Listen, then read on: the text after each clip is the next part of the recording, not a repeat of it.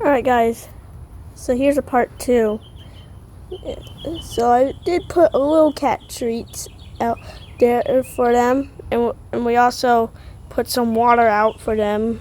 Now we just gotta wait to see if they'll come. Anyways, they look so cute. Anyways, yeah, see you in the next video. Bye.